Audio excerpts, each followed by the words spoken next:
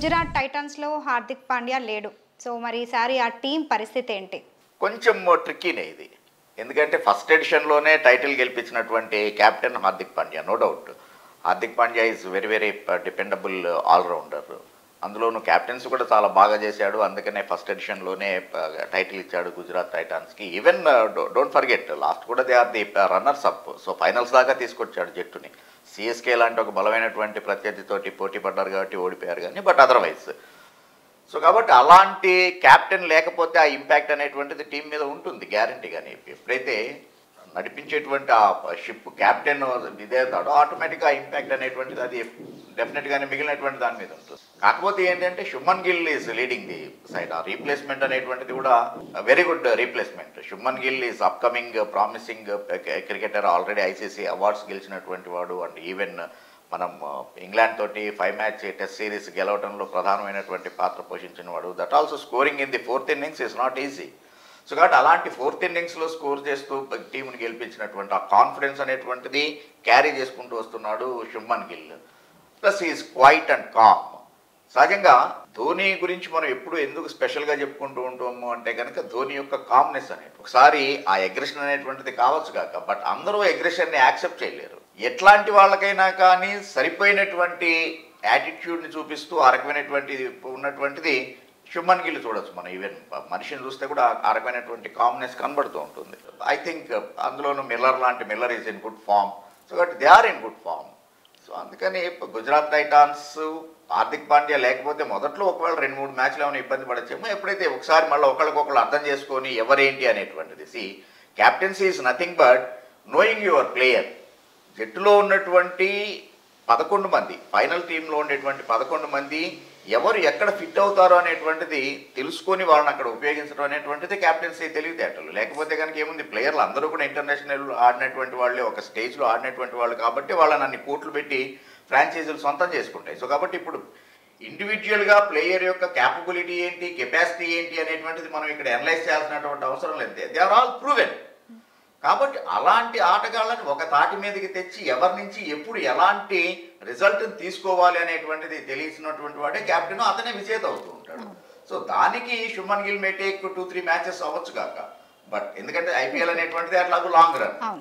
So అందుకని ఆ ప్రాసెస్లో ఒక 2-3 మ్యాచెస్ ఒకవేళ ఇదైనా కూడా definitely he will come back. And Gujarat titans already మనం ఛాంపియన్స్ అనేటువంటిది ఎప్పుడైతే మైండ్లో రన్ అవుతూ ఉంటుందో they are ready to do that. అంత పెద్ద ఇంపాక్ట్ ఉండకపోవచ్చు. సార్ మరి ముంబై ఇండియన్స్ని 5 times గెలిపించిన రోహిత్ శర్మని కాకుండా హార్దిక్ పాండ్యాని కెప్టెన్గా అనౌన్స్ చేశారు. మరి వీళ్ళిద్దరి కాంబినేషన్ ఎలా ఉంటుందంటారు? రోహిత్ శర్మ కెప్టెన్సీలో హార్దిక్ పాండ్యా ఇండియాకి ఆడుతూ ఓకే. సో కాబట్టి ఇద్దరు ప్లేయర్లు అయితే ఒకళ్ళకొకళ్ళు తెలిసినటువంటి వాళ్ళే, అందులో ఇబ్బంది ఏమీ లేదు. కాకపోతే ఏంటంటే కొంచెం క్వైట్ అండ్ కామ్ ఉంటాడు Rohit Sharma. But of course Rohit Sharma is a proactive captain. Action A, action B, action C అనేటువంటిది ముందే ప్రిపేర్ అయ్యి ఒకవేళ కనుక ఇది వర్కౌట్ కాకపోతే what should be done next అనేటువంటిది ఒక ప్రిపరేషన్ తోటి వచ్చేటువంటి ఇది. హార్దిక్ పాండ్యా విషయంలో వచ్చేటప్పటికి ఇప్పుడే అతని క్యాప్టెన్సీని మనం కామెంట్ చేసేటువంటి పరిస్థితి ఉన్నది. ఎందుకంటే ఆల్రెడీ ఫస్ట్ ఎడిషన్లోనే గుజరాత్ టైటాన్స్ని ఛాంపియన్గా నిలబెట్టినటువంటి, విజేతగా నిలబెట్టినటువంటి క్యాప్టెన్. కానీ కొంచెం అగ్రెషన్ అనేటువంటిది కనబడుతుంది. నో డౌట్ నవడేస్ ఇప్పుడున్నటువంటి యంగర్ జనరేషన్ అగ్రెషన్ ఎక్కువగా ఇష్టపడుతూ ఉంటారు. సో కాబట్టి Hardik Pandya may won some of the hearts. Rohit Sharma is a balancing person. ఎప్పుడైతే ఇద్దరు అలా ఉన్నారో, ఎందుకంటే ఇప్పుడు మనం ఇండియన్ టీంని చూస్తే కూడా, ఇండియన్ టీం అనే కాదు, you take any national team చేస్తే కూడా మాజీ క్యాప్టెన్లు కూడా ఆడేటువంటిది ఉంటుంది. Suppose Rohit Sharma captain, Virat Kohli is former captain ఇండియాకి, ఈవెన్ యాక్చువల్గా ధోని అన్నటువంటి సందర్భం కావచ్చు కదా. సో అందుకని ఆల్రెడీ క్యాప్టెన్సీ చేసిన వాళ్ళు అదే జట్టులో ఒక ప్లేయర్గా, ఆర్డినరీ ప్లేయర్గా ఆడుతున్నటువంటి సందర్భాలు ఉన్నాయి. వాళ్ళకి వాళ్ళు అడ్జస్ట్ అవుతున్నటువంటి రోహిత్ శర్మ లాంటి మెచ్యూర్డ్ ప్లేయరు, ఇండియాకి ఎన్నో విజయాలు అందించినటువంటి వాడు. ఈవెన్ యాక్చువల్గా టెస్ట్ క్రికెట్ని కనుక తీసుకున్నట్లయితే కనుక అన్బీటెన్ సిరీస్లు విజేతలు. ఒకవేళ హార్దిక్ పాండ్యా ఒకవేళ తడబడినా కూడా తన యొక్క సలహాలు సూచనలు ఇవ్వడానికి డెఫినెట్గా Rohit Sharma will come forward. అలాగనే హార్దిక్ను కూడా గమనించినట్లయితే కనుక ఈవెన్ షమీ లాంటి ప్లేయర్ సలహాలు తీసుకునేందుకు ఎప్పుడు అతను వెనకాడలేదు. టీంలో మనం మైదానంలో చూసాం అది. సో అందుకని అంటే Hardik Pandya is always ready to welcome the suggestions. So ఎప్పుడైతే ఆ నేచర్ అనేటువంటిది ఉంటే, అగ్రెషన్ అనేటువంటిది ఓకే, పక్కన పెట్టినా కానీ న్యాచురల్గానే సజెషన్స్ని తీసుకునేటువంటి నేచర్ ఎప్పుడైతే ఉందో రోహిత్ శర్మ లాంటి సీనియర్గా ఇచ్చేటువంటి రెస్పెక్ట్ ఇస్తాడు. Rohit Sharma also will share his ideas. So అందుకని ప్లస్ టీం బాగుంది ఈసారి ఎప్పుడైతే హార్దిక్ పాండ్యా, ఎందుకంటే 5 టైమ్స్ ముంబై ఇండియన్స్ గెలిచింది అంటే దాంట్లో హార్దిక్ పాండ్యా పాత్ర అనేటువంటిది చాలా కీలకంగా ఉంది. ఎప్పుడైతే హార్దిక్ పాండ్యాని ముంబై ఇండియన్స్ వదిలేసిందో అప్పుడే ఆ పెర్ఫార్మెన్స్ అనేటువంటిది అంత లేకుండా అయిపోతుంది. Even of course for that matter Kieron Pollard. So వీళ్ళిద్దరూ ఒక 2 పిల్లర్లాగా ముంబై ఇండియన్స్కి చాలా విజయాలు అందించినటువంటి వాళ్ళు. Malinga of course. సో అట్లాంటిది ఆ రకమైనటువంటి దాని నుంచి మళ్ళీ ఇప్పుడు రీగ్రూప్ అవుతున్నటువంటి దశలో ఉన్నటువంటి పరిస్థితుల్లో హార్దిక్ పాండ్యా లాంటి ఒక యంగ్, ఎందుకంటే ఎప్పుడు కూడా ఐపీఎల్ ఫ్రాంచైజీలు ఎలా ఆలోచిస్తూ ఉంటాయంటే కనుక మనం ఒక ఆటగాడి మీద ఇన్ని కోట్లు వెచ్చించాము, ఇంత ఇన్వెస్ట్ చేస్తున్నాము అంటే సహజంగా ఐపీఎల్ ఫ్రాంచైజీస్ ఆర్ మీకు బిజినెస్ పర్సనాలిటీసే ఉంటారు. చూడండి, యూ టేక్ అంబానీ గ్రూప్ తీసుకున్నా కానీ, లేకపోతే కనుక even GMR, you take anything. Of course Shahrukh Khan పై కనబడేది యాక్టర్ లాగా ఉన్నా కూడా he is very perfect business personality. So అందుకని వాళ్ళు ఎప్పుడూ కూడా మన యొక్క ఇన్వెస్ట్మెంట్కి రిటర్న్స్ ఏంటి అనేటువంటిది ఆలోచిస్తూ ఉంటారు. సో దీని మీద నేను ఇన్వెస్ట్ చేస్తున్నాను అంటే కనుక నాకు రిటర్న్స్ ఎప్పుడు వస్తాయి, లేకపోతే ఎంత పీరియడ్ దాకా నేను వెయిట్ చేయాల్సి వస్తుంటుంది, what amount of time I need to wait to get back my investment అనేటువంటి దాంట్లోనే ఆలోచిస్తూ ఉంటారు. రోహిత్ శర్మ ఈజ్ ఎనీవే ఇంకా మహా అయితే కనుక ఇంకొక ఏడాది ఆడతాడా 2 ఏళ్ళు ఆడతాడా అనేటువంటిది మ్యాక్సిమం ఇంకొక 2-3 ఇయర్స్ అనేటువంటి స్పెక్యులేషన్స్ నడుస్తున్నటువంటి సమయంలో సో ఫ్యూచర్ని తయారు చేసుకోవాలి, ఫ్యూచర్ని క్యాప్టెన్ని తయారు చేయాలి అనేటువంటి దాంట్లో ముంబై ఇండియన్స్ ఉంది. సో దానికి ఎవరు పర్ఫెక్ట్ పర్సన్? ఫ్యూచర్ని అంటే ముంబై ఇండియన్స్ విషయానికి వచ్చేటప్పటికి రోహిత్ శర్మ లాంటి సీనియర్ యొక్క గైడెన్స్ తీసుకుంటూ టీంని బిల్డ్ చేయాలి ఫ్యూచర్ కోసం. సో అలాంటి దానికి హార్దిక్ పాండ్యా విల్ సూట్ అనేటువంటి దాంతో తీసుకున్నారు. ఎందుకంటే Zaheer Khan is very very clever brain. So Zaheer Khan సూచనలు దాంట్లో చాలా చక్కగా ఉపయోగపడి ఉంటాయి. అందుకని హార్దిక్ పాండ్యా డెఫినెట్గానే ముంబై ఇండియన్స్ని చాలా చక్కగా నడిపిస్తాడు అనుకోవచ్చు. అందులోనూ రోహిత్ శర్మ గైడెన్స్ తీసుకొని ఇద్దరు విషయం గ్రౌండ్లో ఎటువంటి ఇబ్బంది ఉండదు. ఎందుకంటే ఫస్ట్లోనే నేను చెప్పినట్టు రోహిత్ శర్మ క్యాప్టెన్సీలో హార్దిక్ పాండ్యా అక్కడ ఇండియాకి ఆడుతూ ఉంటాడు, ఇక్కడేమో హార్దిక్ పాండ్యా క్యాప్టెన్సీలో రోహిత్ శర్మ ఐపీఎల్ ఆడతాడు. సార్, మరి విదేశీ ఆటగాళ్లలో ఎవరు ఎక్కువగా రాణించే అవకాశం ఉందంటారు? ఐపీఎల్ అనేటప్పటికే foreign and India flavour and foreign flavour combination ఇది. రైట్ ఫ్రమ్ ఫస్ట్ ఎడిషన్ నుంచి చూస్తే కూడా, అంటే షేన్ వార్న్ లాంటి ఇది అప్పటి నుంచి కూడా, ఈవెన్ బ్రావో లాంటి ఇది, ఆఫ్ కోర్స్ ఇందాక నేను చెప్పినట్టు పొలార్డ్ లాంటి ఇది. సో కాబట్టి ఫారిన్ ఫ్లేవర్ అనేటువంటిది ఎప్పుడూ ఎక్కువగానే ఉంటుంది. వాళ్ళు ఒంటి చేతితోటి మైక్ హసీ లాంటి వాళ్ళు ఆటగాళ్ళు కావచ్చు కాక, సో ఒంటి చేతితోటి టీముల్ని గెలిపించినటువంటిది ఈవెన్ గ్రేమ్ స్మిత్ లాంటి ఆటగాళ్ళు. కాకపోతే ఏంటంటే రాను ఏమవుతుంది, ఫ్రాంచైజీల యొక్క ఎక్స్పెక్టేషన్స్ ఎక్కువైపోతున్నాయి ఫారిన్ ప్లేయర్స్ మీద. అందుకే వాళ్ళ మీద మ్యాక్సిమం అమౌంట్ స్పెండ్ చేస్తూ ఉన్నారు. మామూలుగా ఒక 15th ఎడిషన్, ఒక టూ ఎడిషన్స్ ముందు దాకా అయితే కనుక ఐ థింక్ మైత్రి క్వశ్చన్ వేసేది కాదు నన్ను.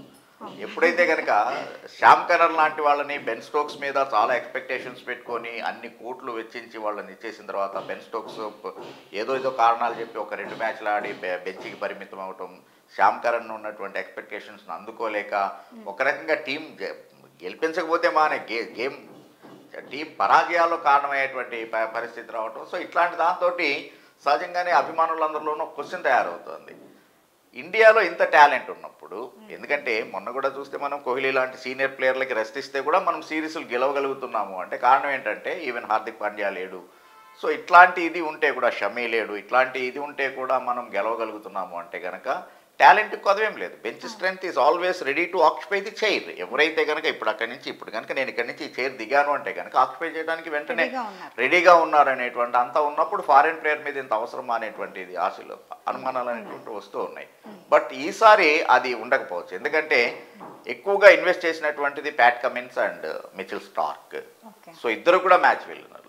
సింగిల్ హ్యాండెడ్గా మ్యాచ్ల్ని గెలిపించగలిగినటువంటి వాళ్ళు. అందులోనే యాజ్ ఏ క్యాప్టెన్ ఏకంగా 100 వికెట్స్ టెస్ట్ వికెట్స్ తీసుకున్నాడు అంటే కనుక ప్యాట్ కమిన్స్ లాంటి ఇది. ఈవెన్ మొన్న న్యూజిలాండ్తో జరిగినటువంటి ఆ సిరీస్ను కూడా చూసినట్లయితే కనుక 7 డౌన్ అయిపోయిన తర్వాత ఒక 60 రన్స్ పార్ట్నర్షిప్ తోటి డిఫికల్ట్ వికెట్ మీద 60 రన్స్ అన్బీటెన్ పార్ట్నర్షిప్ తోటి గెలిపించాడు మ్యాచ్ని, ఆస్ట్రేలియాని గెలిపించాడు అంటే కనుక కమిన్స్ ఎంత వాల్యుబుల్ ప్లేయరు, ఎంత టాలెంటెడ్ అనేటువంటి తెలుస్తుంది. సో లక్కీగా ఎస్ఆర్హెచ్ దాన్ని తీసుకుంది. సో కాబట్టి అట్లాగనే even for that matter Gautam Gambhir is very very very very clever brain. Foreign players అనేటప్పటికీ ఎస్ ఐపీఎల్ అనే వెంటనే ఫారెన్ ప్లేయర్స్ గుర్తొస్తారు. ఎందుకంటే కనుక Indian players plus foreign players ఆ ఫ్లేవర్ అనేటువంటిది డిఫరెంట్గా ఉంటుంది. మొదట్లో ఫారెన్ ప్లేయర్సే డామినేట్ చేసినటువంటిది. ఈవెన్ మ్యాన్ ఆఫ్ ద సిరీస్లు కనుక చూసినట్లయితే రైట్ ఫ్రమ్ షేన్ వాట్సన్ కావచ్చు, షేన్ వాన్, ఆ తర్వాత ఈవెన్ మైక్ హస్సీ, లేకపోతే కనుక మీకు గ్రేమ్ స్మిత్. సో ఇట్లాగా ఫారెన్ ప్లేయర్స్ యొక్క డ్వాన్ బ్రావో వాళ్ళ యొక్క డామినేషన్ అనేటువంటిది ఎక్కువ ఉండేటువంటిది. ఫారెన్ ప్లేయర్సే మ్యాచ్లు గెలిపిస్తున్నారు అనేటువంటి ఇదిలో ఆటోమేటిక్గా వ్యూవర్స్ కూడా అంటే క్రికెట్ లవర్స్ కూడా దాన్ని యాక్సెప్ట్ చేశారు. రాను ఏమవుతుందంటే ఫారెన్ ప్లేయర్స్ మీద ఇన్వెస్ట్మెంట్ అనేటువంటిది చాలా ఎక్కువైపోతుంది. వాళ్ళని చాలా భారీగా వెచ్చించి కొంటూ ఉన్నారు. బట్ దానికి సరిపోయినటువంటి రిజల్ట్స్ని ఇవ్వలేకపోతున్నారు. ఇప్పుడు ఈవెన్ లాస్ట్ ఎడిషన్నే కనుక మనం చూసుకున్నట్లయితే కనుక బెన్ స్టోక్స్ మీద సిఎస్కే చాలా అంచనాలు పెట్టుకుంది. బట్ రెండు మ్యాచ్లు ఆడి ఆ తర్వాత ఒకటి కాలు బాగలేదని, కాలు నొప్పి అనేటువంటిది, లేకపోతే పర్సనల్ రీజన్స్, ఇది దాంతో బెంచ్కి పరిమితం అయిపోయాడు. అనదర్ ఎగ్జాంపుల్ శ్యామ్ కరణ్ మీద చాలా చాలా ఎక్స్పెక్టేషన్స్ ఉన్నాయి. Of course T20 world cup ఇంగ్లాండ్కి గెలిపించి పెట్టాడు, man of the series T20 world cup. So కాబట్టి దాంతో న్యాచురల్గానే ఫ్రాంచైజీలు కూడా ఫామ్లో ఉన్నటువంటి ఆటగాడు కదా అనేటువంటి దాంతో ఎక్కువ పెట్టారు. But Sam Curran match winner కాకపోగా టీంకి భారం అయ్యాడు. ఒక టైంలో కనుక అంత భారీ అమౌంట్ పెట్టి కొన్నా కూడా అతన్ని 11లోకి తీసుకోవాలంటే కెప్టెన్ భయపడేటువంటి పరిస్థితి వచ్చేసింది. సో ఎక్కడ అకామిడేట్ చేయాలి అనేటువంటిది. సో ఈ కారణాలతోటి even for that matter Harry బ్రూక్ను కనుక తీసుకున్నట్లయితే ఆ except 1 century Harry Brook deliver చేసింది ఏం లేదు. బట్ ఎస్ఆర్హెచ్ అన్నెసరిగా అతని మీద 13 crores స్పెండ్ చేసింది. సో ఈ రకంగా ఎప్పుడైతే ఏ ఫ్రాంచైజీ అయినా కూడా మోర్ దాన్ 10 crores ఒక ఫారిన్ ప్లేయర్ మీద ఇన్వెస్ట్ చేయడం, అతను అనుకున్నటువంటిది డెలివరీ చేయలేకపోవడంతో ఇంకొక వైపు ఏమో మన కనుక చూసినట్లయితే ఈవెన్ విరాట్ కోహ్లీ, లేకపోతే మహమ్మద్ షమీ లాంటి వాళ్ళు, Hardik Pandya, even for that matter 4th test తను జడేజా కూడా లేడు మనకి. అంటే ఒక సీనియర్ ప్లేయర్లు, స్ట్రైక్ బౌలర్లు లేకుండా కూడా మనం, అలాగనే స్టార్ బ్యాట్స్మెన్ కోహ్లీ లాంటి లేకుండా కూడా మనం సిరీస్ల మీద సిరీస్లు గెలుస్తూ ఉన్నాం. సో కాబట్టి ఎప్పుడైతే మీకు రీప్లేస్మెంట్ చాలా పర్ఫెక్ట్గా ఉంది, మన బెంచ్ స్ట్రెంత్ అంత స్ట్రాంగ్ ఉంది అనేటువంటిది ప్రూవ్ అవుతూ ఉంది బైలాటరల్ సిరీస్లో. ఐపీఎల్ విషయానికి వచ్చేటప్పటికేమో ఫారిన్ ప్లేయర్స్ మీద ఇన్వెస్ట్మెంట్ ఎక్కువ అవుతుంది, కానీ వాళ్ళు దానికి సరిపోయినటువంటి జస్టిస్ చేయలేకపోతున్నారు. దాంతో న్యాచురల్గానే అభిమానుల్లో ఒక రకమైనటువంటి ఇది మొదలైంది. ఒక క్వశ్చన్ అనేటువంటిది రైజ్ అయింది, ఫారిన్ ప్లేయర్స్ ఎందుకు అవసరమా, అంత వెచ్చించాల్సినటువంటి అవసరం ఉందా? అఫ్కోర్స్ కాన్సెప్టే అది కాబట్టి, 7+4 అనేటువంటి కాన్సెప్టే అది కాబట్టి దాన్ని మనం బై డిఫాల్ట్ యాక్సెప్ట్ చేయాల్సిందే. కానీ అంత ఇన్వెస్ట్మెంట్ అవసరమా అనేటువంటి పరిస్థితులు ఉంది. కానీ ఈసారి అది కొంచెం మారేటువంటి పరిస్థితి ఉంది. If I'm not wrong, because Pat Cummins and Mitchell Stark లాంటి వాళ్ళ మీద ఈసారి ఎక్కువగా పెట్టుబడి పెట్టారు.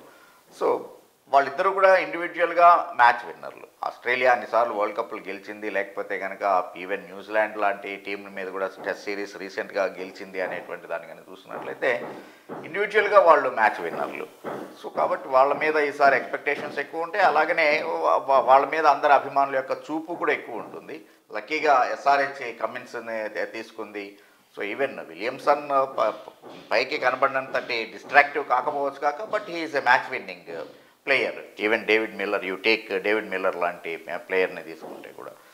సో అందుకని ఫారిన్ ప్లేయర్స్ మీద అంచనాలు ఎక్కువగానే ఉంటాయి. ఈసారి బహుశా లాస్ట్ ఇయర్ కన్నా ఈసారి వాళ్ళు డెలివరీ చేసేటువంటి అవకాశాలు కూడా చాలా ఎక్కువగానే ఉంటాయని చెప్పుకోవచ్చు. ఈసారి ఐపీఎల్ రసవత్తరంగా సాగుతుందంటారా? So who is the final winner అని మీరు అనుకుంటున్నారు?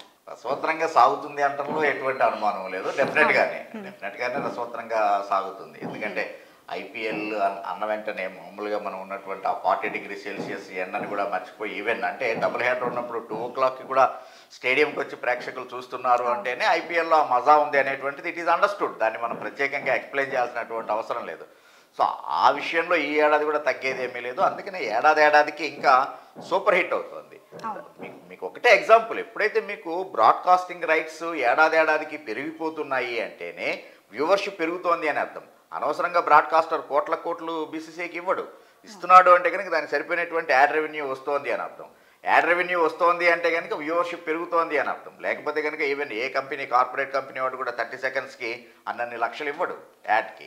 సో కాబట్టి ఇదంతా కూడా రిలేటెడ్ అండ్ ఒకదానికొకటి లింక్ అయ్యి ఉన్నటువంటిదే. సో అందుకని హిట్ అవుతుందా లేదా అనేటువంటి దానికి రెండో అనుమానం ఏమక్కర్లేదు. You need not look at the other side of the coin. Already ఒకసారి ఒకవైపే చూస్తూ ఉంటే చాలు మనం బాలకృష్ణ డైలాగ్ లాగా చూడు ఒకవైపే చూడు అని. సో హిట్ అవదా అవుతుందా అవదా అనే దాంట్లో అనుమానం ఏం లేదు. కాకపోతే ఛాంపియన్ ఎవరు అనేటువంటిది ఇట్ ఈస్ టూ ఎర్లీ. ఎందుకంటే ఇంకా ఒకటి సీజన్ మొదలు కాలేదు. ఈసారి 10 టీములు కూడా దేనికి దాని ఇండివిజువల్గా చాలా, ఎందుకంటే మొన్న అయినటువంటిది మెగా ఆక్షన్. ఇప్పుడు మినీ ఆక్షన్ కనుక అయ్యేట్లయితే కనుక ఏదో ఒక 4-5 రీప్లేస్మెంట్లు ఉంటాయి, అది సరిపోయిందా లేదా అని చూసుకుంటాం. బట్ ఈసారి మెగా ఆక్షన్ అయినటువంటిది ఆల్మోస్ట్ ప్రతి టీము కూడా ఒక 4-5 మాత్రమే అట్టి పెట్టుకొని మిగిలినటువంటి 15 మందిని కొనుక్కుంది. సో అంత ప్లేయర్లు కూడా రీషఫ్ల్ అయినటువంటి వాళ్ళు. అలాగనే కేకేఆర్ విషయానికి వచ్చేటప్పటికీ గంభీర్ ఏకంగా తన పొలిటికల్ కెరియర్ని కూడా పక్కన పెట్టేసి ఈసారి నేను ఎంపీగా పోటీ చేయను, he's a sitting MP, BJP sitting MP.